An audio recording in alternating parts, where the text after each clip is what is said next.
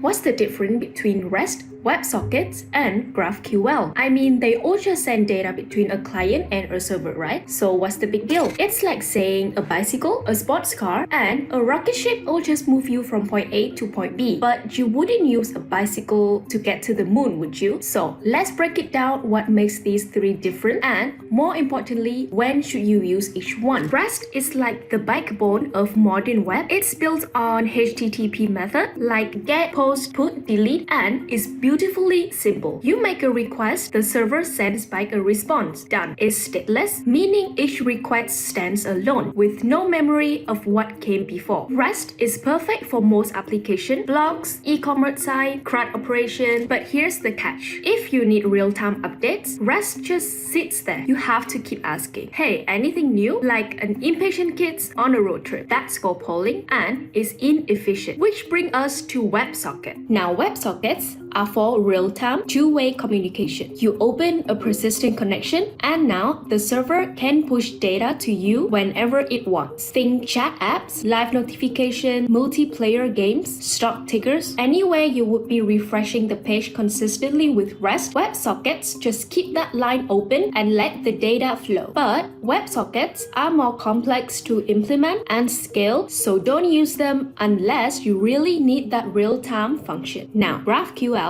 is where things get interesting. With REST, you hit an endpoint and get whatever it gives you, even if it's way more data than you need. But GraphQL lets you ask for exactly the data you want. No more, no less. You need a user's name and email, but not their entire profile. Just ask for those two fields. Instead of hitting 5 REST endpoints, you write one GraphQL query. But GraphQL has trade-offs. It's harder to cache, more complex to secure, and has a steeper learning curve. So, which one should you use? REST for standard apps and API, where request response is enough. WebSockets for real-time communication, like chat, live feeds, gaming. GraphQL when your front end needs flexible, efficient data fetching, and you're okay with the added complexity. None of them are better than the other. They are just tools for different jobs, and if you pick the wrong one, your app's gonna feel like you're trying to hammer with a screw. Now you know the difference. Go build something awesome.